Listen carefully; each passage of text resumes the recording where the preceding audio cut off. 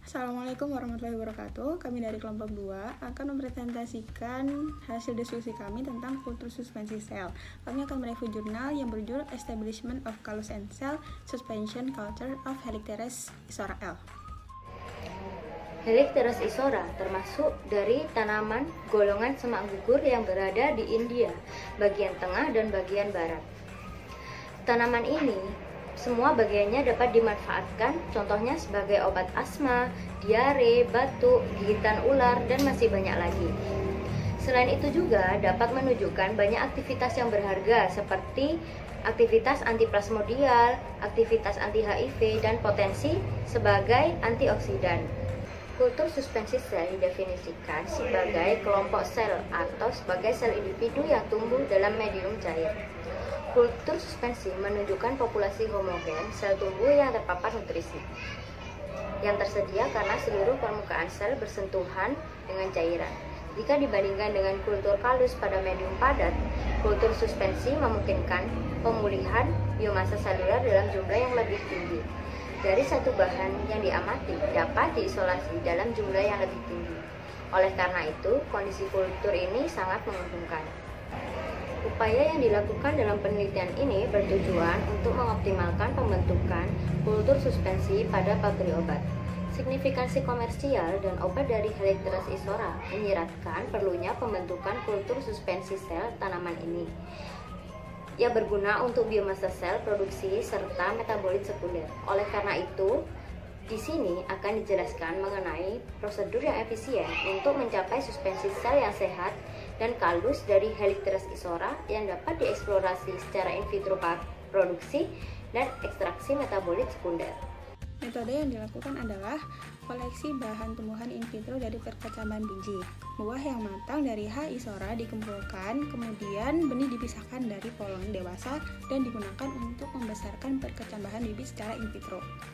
Kemudian benih diisolasi dan dibiarkan bereaksi dengan asam sulfat kurang lebih 4 menit untuk memecahkan dormansi biji. Kemudian asam dihilangkan secara aseptik dengan dicuci menggunakan air aqua bidas selama 5 kali. Biji ditempatkan pada media MS padat yang mengandung sukrosa 3%, agar 0,8%, pada pH 5,8 dan diautoklav pada 121 derajat Celcius. Benih yang diinkubasi selama 3-4 hari dalam keadaan gelap. Nah, setelah itu dipindahkan dalam keadaan terang setelah munculnya akar pada suhu 25-27 derajat Celcius. Kultur dilanjutkan selama 3-4 minggu dan noda keluar dari tunas muda yang berukuran 8-9 cm dari bibit in vitro yang berfungsi sebagai sumber induksi kalus. Induksi kalus ini berasal dari eksplanode sekitar 1 cm dari usia 3-4 minggu in vitro plant yang digunakan untuk induksi kalus. Efek ausin dan sitokinin secara terpisah ataupun kombinasi diperiksa induksi inisiasi dan proliferasi dari kalus tersebut. Kemudian, eksplan dari noda yang telah dieksisi diinokulasikan ke dalam media MS yang mengandung sukrosa 3% dan agar 0,8%, serta diperkaya zat pengatur tumbuh seperti berikut. Eksplan yang diinokulasi dipertahankan pada suhu 25-27 derajat Celcius dengan fotoperiode 16 jam per hari. Struktur yang dicapai pada media segar dengan komposisi yang sama setelah setiap 20 hari. Pembentukan kalus bersama dengan biomasa dicatat setelah 30 hari pada saat inokulasi. Selanjutnya, pembentukan kultur penangguhan sel. Kalus yang telah diperoleh setelah 2-3 subkultur digunakan untuk membentukkan kultur suspensi dalam medium MS tanpa agar. Sekitar 3,5 gram jaringan kalus diinokulasi secara aseptik pada media MS dengan komposisi sebagai berikut. Suspensi sel biakan dipertahankan pada rotary shaker pada 50-60 rpm. Setelah 7-8 hari dalam kultur cair, biomasa kalus yang baru dihasilkan diberikan media MS baru dengan komposisi yang sama. Agregat kalus yang sehat berulang kali di subkultur ulang di media baru selama 3 siklus, total ada 21 hari. Setelah periode ini, estimasi biomasa dilakukan untuk membandingkan pertumbuhan kalus dalam komposisi media yang berbeda. Analisis statistik, semua percobaan dilakukan dalam rangka 3 dengan setidaknya 10 eksplan per perawatan. Sebelum melakukan analisis statistik, hasilnya disajikan sebagai rata-rata kesalahan standar. Dari penelitian yang telah dilakukan didapatkan beberapa hasil. Yang pertama yaitu perkecambahan biji Helicteres isora.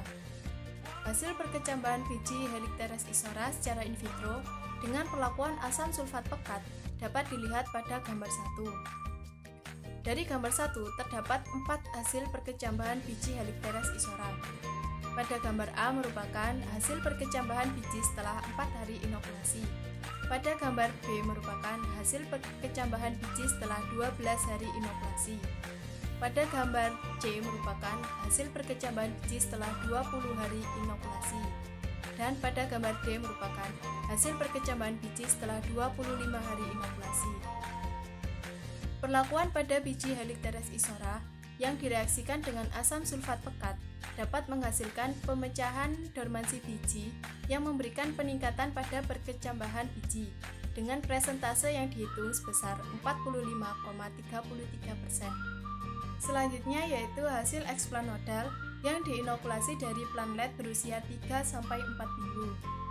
Hasilnya menunjukkan adanya induksi kalus pada semua perlakuan PGR atau Plant Growth Regulators yang dapat dilihat pada tabel 1. Dari tabel 1 dapat diketahui bahwa hasil induksi kalus secara maksimum terdapat pada media MS yang ditambahkan dengan 2,4D dengan konsentrasi 0,5 mg per liter dan 2 mg per liter.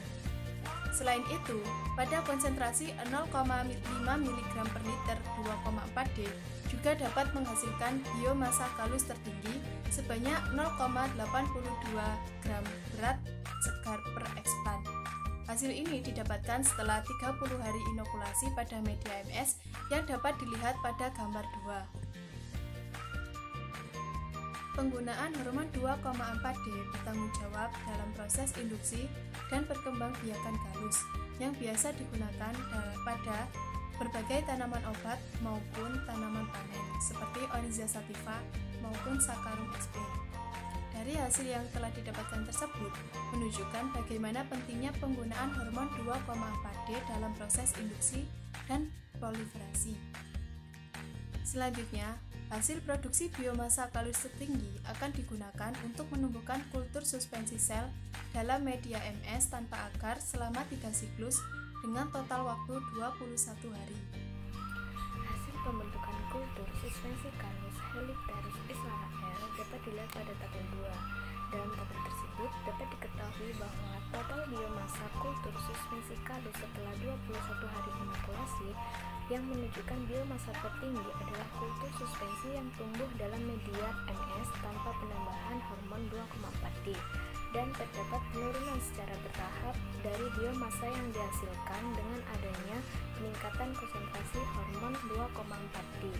Beberapa literatur tentang pembentukan dan penggunaan kultur suspensi untuk metabolit sekunder dalam skala besar yang ramah lingkungan, salah satunya pada literatur Orihara dan Edisuka 2010 yang membentuk kultur suspensi sel olea aerobe untuk produksi asam triterpen. Dengan hal ini, kultur suspensi sel dapat diperoleh secara optimal dengan media MS polos tanpa perlakuan PGR atau tunggal dan kombinasi yang menambah efektivitas biaya, metode, dan terbukti dapat bermanfaat untuk produksi metabolit sekunder dari kultur suspensi sel. Kesimpulan dari penelitian ini dapat disimpulkan bahwa prosedur yang efisien untuk mencapai suspensi sel Helicteres isora L secara optimal yaitu dengan beberapa tahap. Tahapan pertama yaitu mereaksikan biji Helicteres isora L dengan asam sulfat agar dapat terjadi perkecambahan.